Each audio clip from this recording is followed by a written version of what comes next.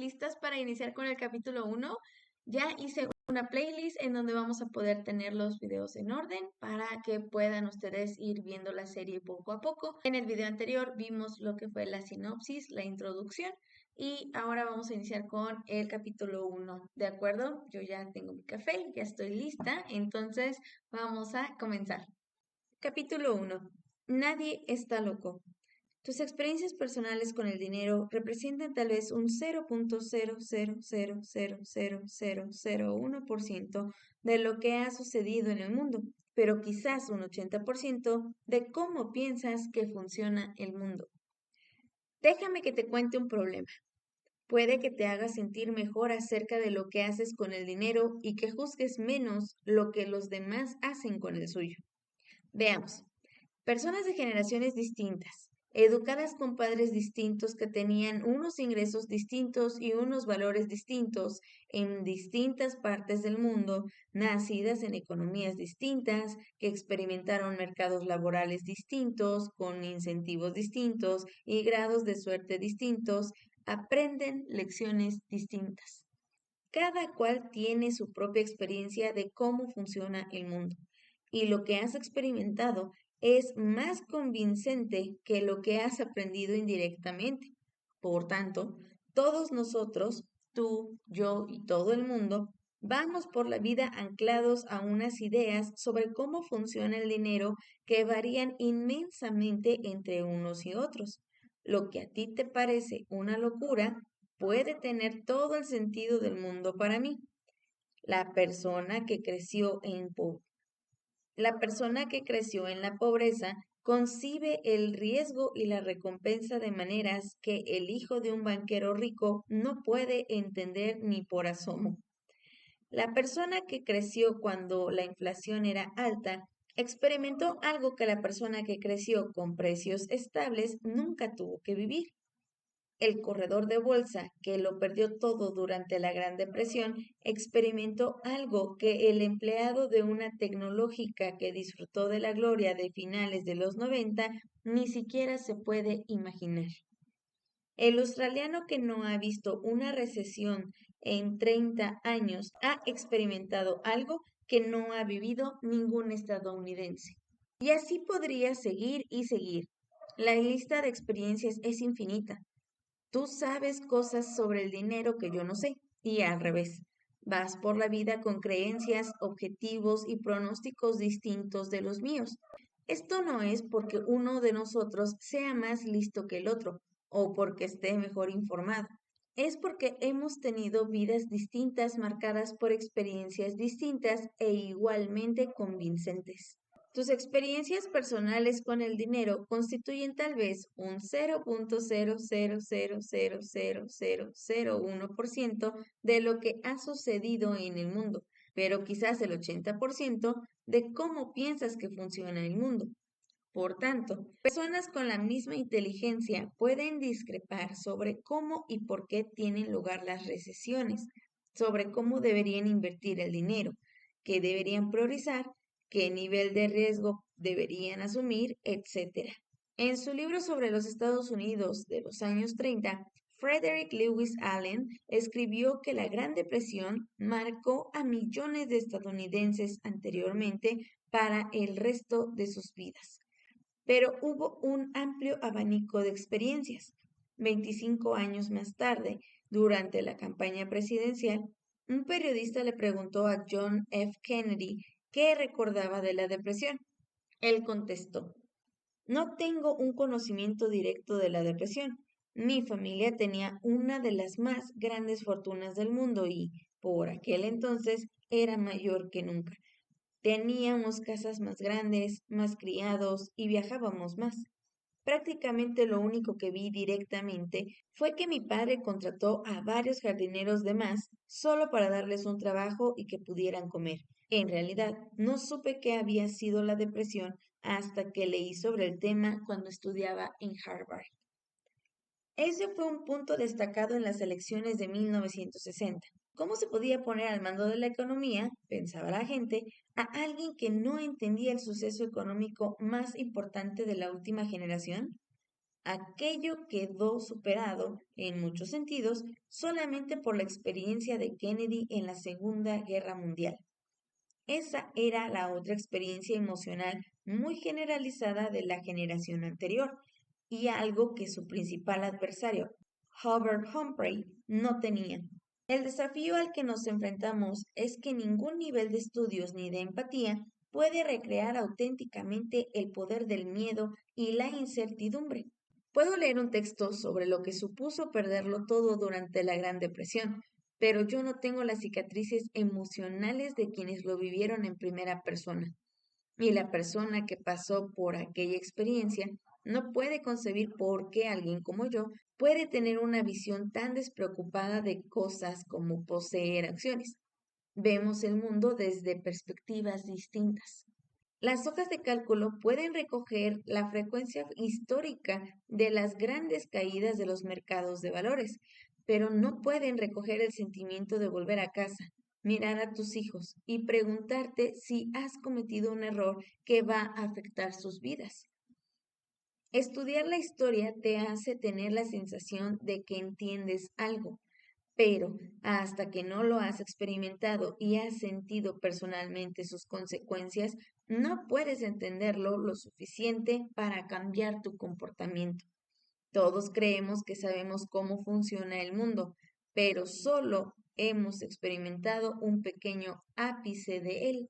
Como dice el inversor Michael Backnick, hay que experimentar algunas lecciones antes de poder entenderlas. Todos somos víctimas de distintas formas de esa verdad.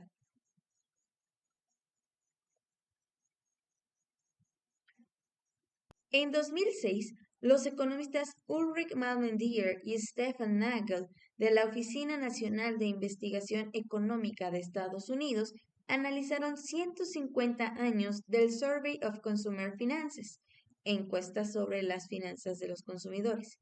Es decir, repasaron en detalle lo que hacen los estadounidenses con su dinero.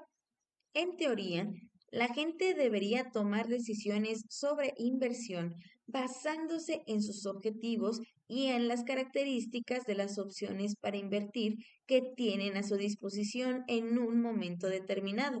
Pero esto no es lo que hace la gente. Los economistas hallaron que las decisiones de inversión de la gente a lo largo de su vida estaban muy vinculadas a las experiencias que aquellos inversores tuvieron en su propia generación, especialmente a las experiencias que tuvieron en los primeros años de la edad adulta. Si habían crecido cuando la inflación era elevada, invertían menos en bonos en años posteriores de su vida en comparación con quienes habían crecido cuando la inflación era baja. Si habían crecido cuando el mercado de valores tenía solidez, invertían una mayor parte de su dinero en acciones durante su vida en comparación con quienes crecieron cuando el mercado bursátil tenía valores bajos.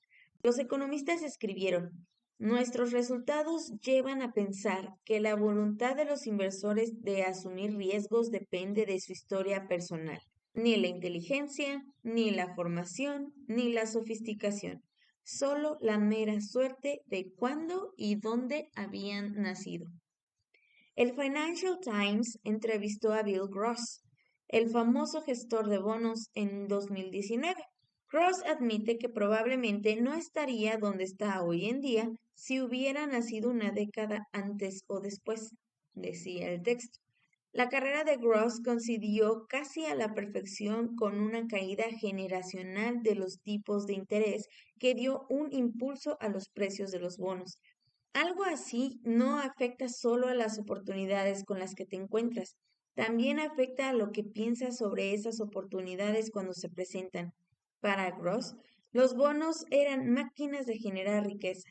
En cambio, para la generación de su padre, que sufrió una inflación más alta en su juventud, probablemente los bonos serían considerados destructores de riqueza.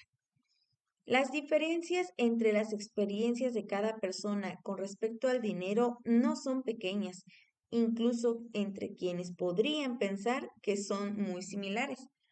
Piensa en las acciones. Si hubieras nacido en los años 70 del siglo XX, El índice S&P 500 se multiplicó casi por 10, ajustado a la inflación, cuando eras adolescente y veinteañero.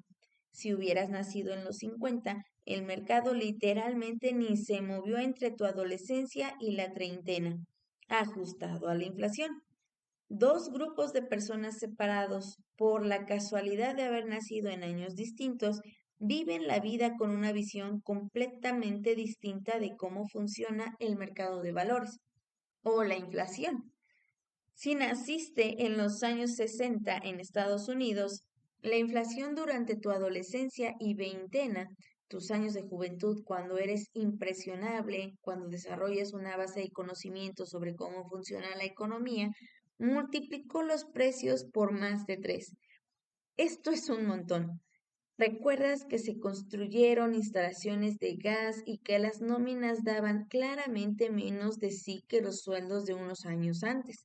Pero, si naciste en los 90, la inflación ha sido tan baja durante toda tu vida que tal vez ni se te haya pasado por la cabeza. La tasa de desempleo en el conjunto de Estados Unidos en noviembre de 2009 era alrededor de un 10%, pero la tasa de paro de los hombres afroamericanos de entre 16 y 19 años sin un diploma de estudios secundarios era de un 49%.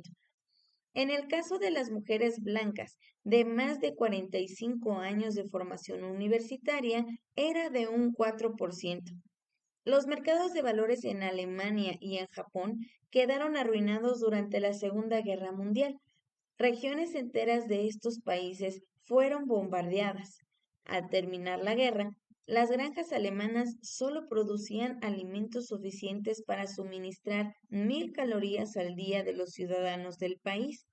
Compara esta cifra con Estados Unidos, donde el mercado de valores se duplicó con creces entre 1941 y finales de 1945, y la economía disfrutaba de más solidez de la que había tenido en casi 2 décadas. Nadie debería esperar que los miembros de estos grupos vivieran toda su vida pensando lo mismo sobre la inflación, o sobre el mercado bursátil, o sobre el paro, o sobre el dinero en general. Nadie debería esperar que respondieran de la misma manera a la información financiera. Nadie debería suponer que se vieran influenciados por los mismos incentivos. Nadie debería esperar que confiaran en las mismas fuentes de asesoramiento.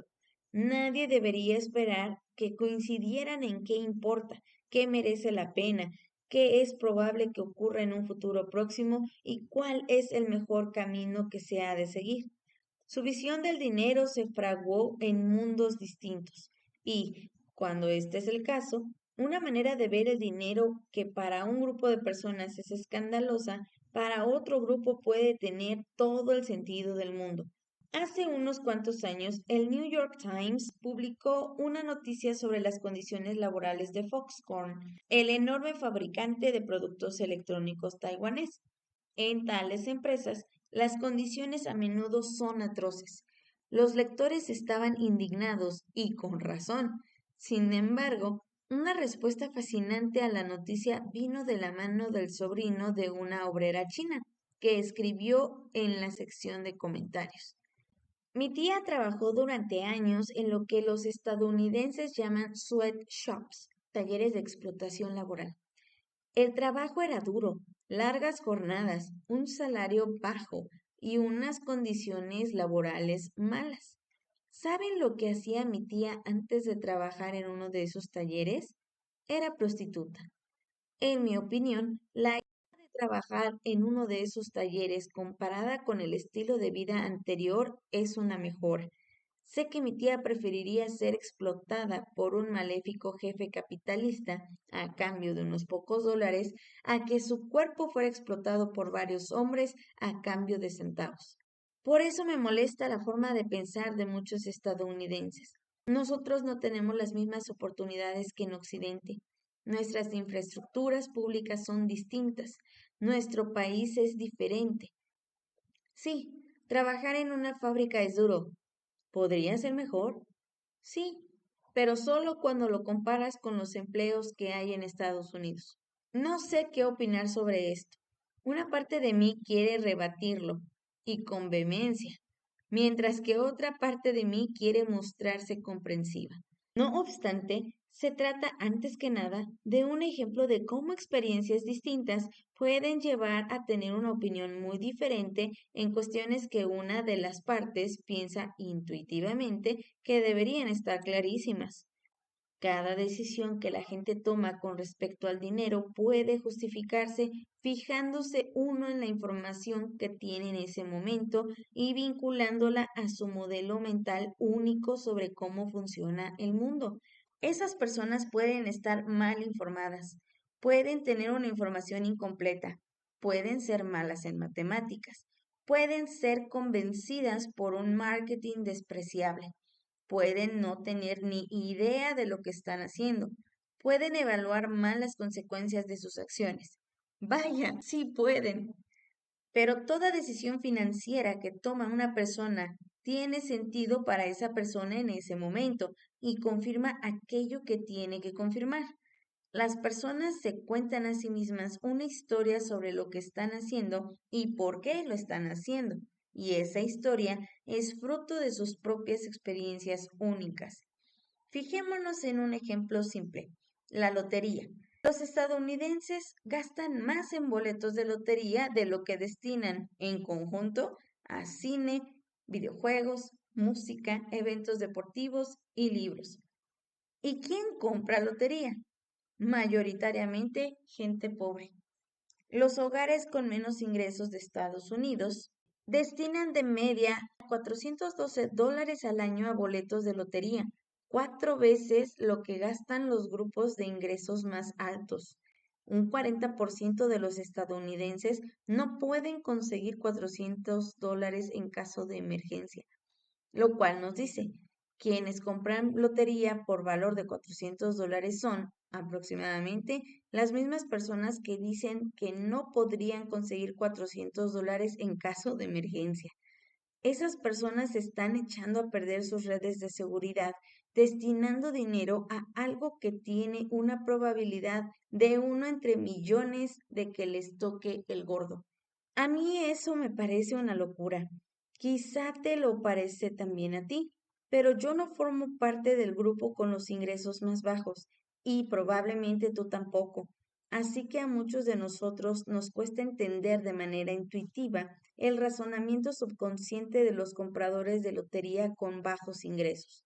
Sin embargo, si nos esforzamos un poco, podemos imaginar que el razonamiento va más o menos así. Vivimos al día y parece que ahorrar está fuera de nuestro alcance. Nuestras perspectivas de obtener salarios mucho más altos parecen fuera del alcance.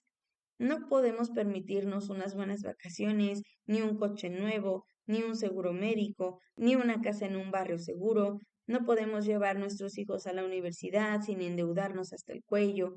Buena parte de las cosas que vosotros, la gente que lee libros de finanzas, o bien ya tenéis, o bien tenéis una gran probabilidad de tener, nosotros no las tenemos. Comprar lotería es el único momento de nuestra vida en el que podemos tener en nuestras manos un sueño tangible de conseguir las cosas buenas que vosotros ya tenéis y dais por sentadas. Nosotros pagamos por un sueño y vosotros tal vez no lo entendáis porque ya estáis viviendo un sueño. Por eso compramos más lotería que vosotros. No tienes por qué estar de acuerdo con este razonamiento. Comprar lotería cuando estás sin blanca sigue siendo una mala idea, pero en cierto modo entiendo por qué la gente sigue comprando boletos. Y esa idea, lo que estás haciendo me parece una locura, pero en cierto modo entiendo por qué lo haces, está en la raíz de muchas de nuestras decisiones financieras. Pocas personas toman decisiones financieras basándose puramente en una hoja de cálculo. Las toman sentados a la mesa cenando o en una reunión de empresa, lugares donde la historia personal, tu visión única del mundo, el ego, el orgullo, el marketing y unos extraños incentivos están todos mezclados en un relato que a ti te es útil.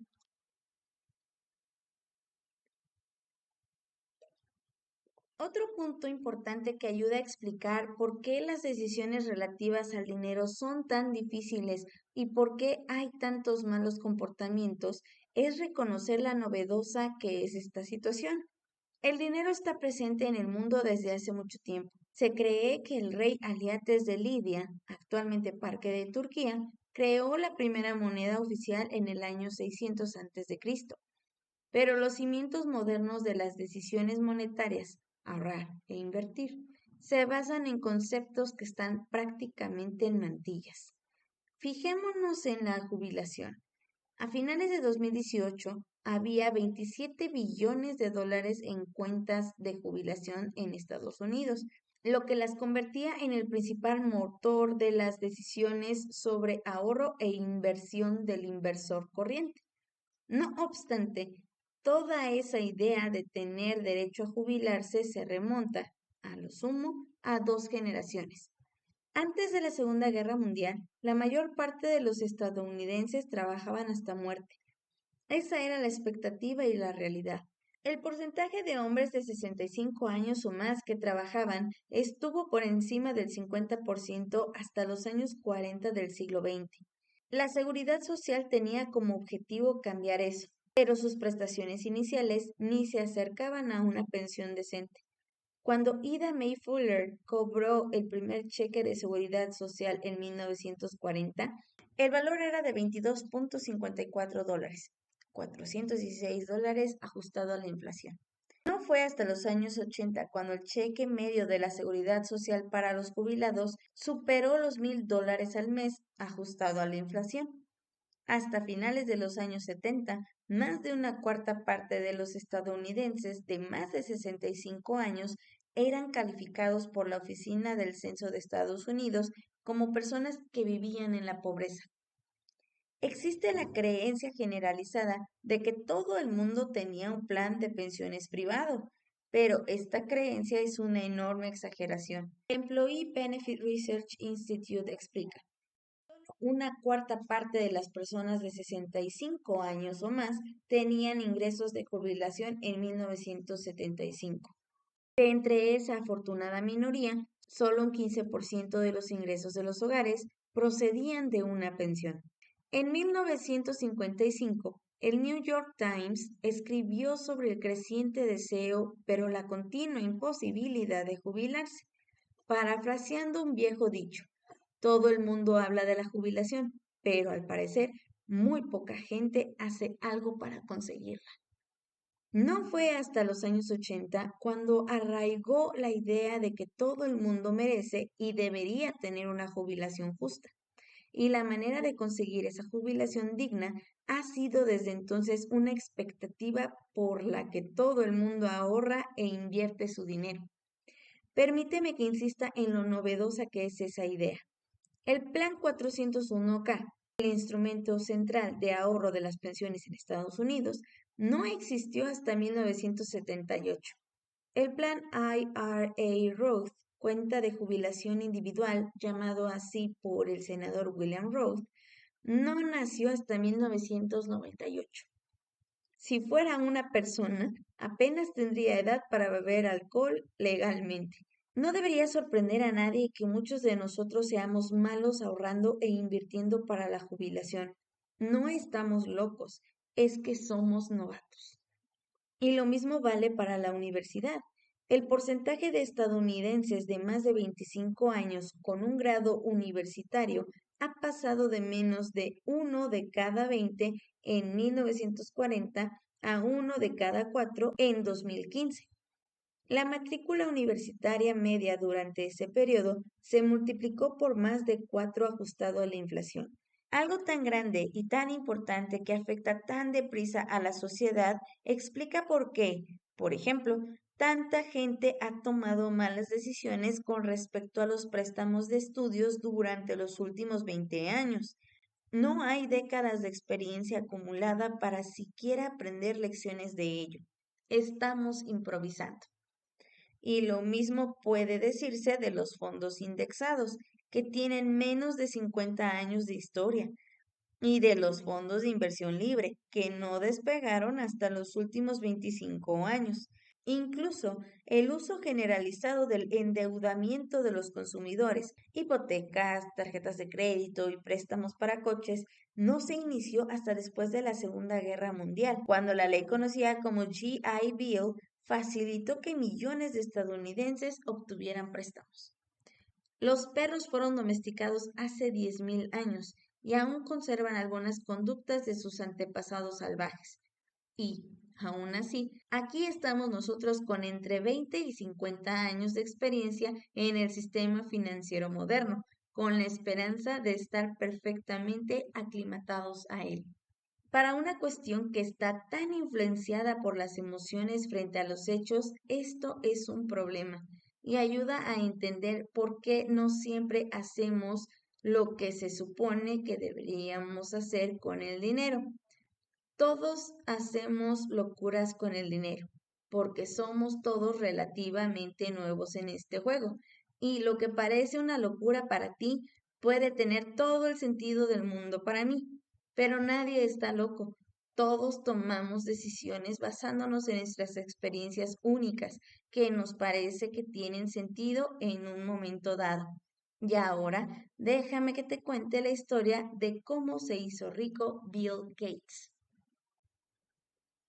Si pudiera elegir una palabra que me ayude así como tal vez a entender o resumir de lo que hablamos en este primer capítulo, creo que sería contexto. Dependiendo de tu contexto, tu background, todo lo que tú has vivido desde tu familia, cómo ha sido la cultura de tu familia en cuestión del dinero, su propia perspectiva del dinero, de ahí uno pues parte con esas creencias y adquiere esa formación financiera, porque aunque digamos que nunca nos formaron formalmente en temas educativos de finanzas, como por ejemplo yo lo comentaba, en la universidad nunca me enseñaron de finanzas, pues por lo menos en casa sí vi cómo se trataba la cuestión o el tema del dinero desde mis papás. Y cuando yo me independizo en 2016, ya terminando la universidad, yo dejé de recibir apoyo económico por parte de mis papás. Ya tenía que pagar renta, tenía que pagar mis servicios, tenía que pagar mis deudas, porque también empezaba a conocer las tarjetas de crédito. Todo fue a base de verdad de prueba y error. Yo nunca pedí ayuda, nunca pedí asesoría. Teniendo mucha información hoy en día, de verdad aprendí a través de la prueba y del error. Ahora yo que estoy de este lado, ya por lo menos me meto a YouTube y busco en dónde invertir el dinero con el menor riesgo posible. ¿Qué es un fondo de emergencias? ¿Por qué está tan popular cierta tarjeta? ¿O qué tarjeta conviene? Porque también es como de esta tarjeta está muy padre porque es de un banco muy conocido, pero la tasa de interés es altísima. En mi contexto familiar, yo puedo decir que yo nunca tuve a alguien cerca que me explicara, que de ellos dijeran, a ver, Jessy, ven, siéntate, vamos a platicar sobre los bancos, vamos a platicar sobre tu fondo de ahorro. Yo no tenía un plan específico de qué sí podría hacer o qué no podría hacer con mi dinero. Nunca nadie me dijo, Jessy, planea para el futuro, jamás. Y yo tampoco pregunté. En ese momento yo no lo veía importante y necesario. Y también por parte de mis amigos y por parte de conocidos, tampoco llegaba a escuchar eso. Y lo mismo, creo que nuestro punto de partida, o por lo menos para mí, es la pandemia. Una vez que entró la pandemia y vimos que nos bajan el sueldo, que estamos hasta tope de deudas, personalmente perdí 2 tarjetas de crédito, estaba súper triste porque ese monto de crédito yo lo venía trabajando desde el 2016 y era un crédito bastante alto el que ya tenía yo con ese banco y por la pandemia, ¡pum!, lo perdí. Y ahora volver a empezar de cero y ahora ajustarte porque te redujeron el sueldo, porque aún tienes deudas, ver qué tarjeta vas a tener que cancelar y demás, dar prioridad, dependiendo del contexto en el que te encuentras en ese momento de tu vida, es como actúas de acuerdo a las herramientas que tienes. Y está bien, pero viendo a la Jessie de hace unos años, diría Jessie, pregunta. Pregunta, que no te dé pena, pregunta y asesórate con quienes sí saben, Hoy lo hago. Hoy por lo menos me meto a YouTube y busco personas dedicadas a este mundo de las finanzas y me voy ampliando un poco más el panorama. Yo sí soy de transmitir lo que he aprendido a las personas que son más cercanas a mí y a mi equipo aquí en Terramar. Si yo sé de algo positivo de finanzas que les va a ayudar a incrementar sus ingresos o a mejorar, a hacer un plan por lo menos básico de finanzas, de lo que yo también considero que es básico, lo comparto. Pero también los escucho a ellos, porque tal vez lo que a mí me esté funcionando a ellos no. Y creo que en México el ejemplo más importante es en dónde voy a meter mi Afore. Ah, pues yo tengo mi Afore aquí y es muy bueno. No, no, no, mi Afore está acá y es mejor. Pero lo que no sabemos es que también esto depende del año en el que naciste. Y es aquí cuando viene la empatía, inclusive la empatía por nosotros mismos en años anteriores, cuando desconocíamos esta información. Entonces, pues yo me quedo con la parte de sí entender el contexto de los demás, sí aportar la información que nosotros tenemos, pero no esperar a que los demás actúen como nosotros hemos actuado.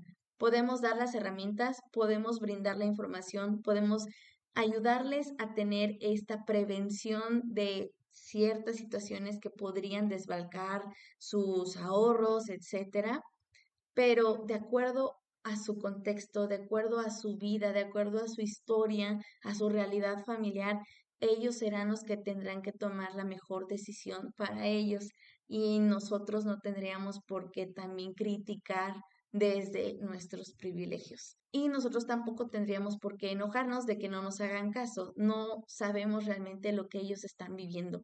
Podemos hacer el ejercicio con nosotros. Yo no puedo criticar a la Jessie del 2016 porque de verdad tal vez en ese momento no pensaba en buscar ayuda, lo que pensaba era obtener el dinero para pagar las deudas fuera como fuera.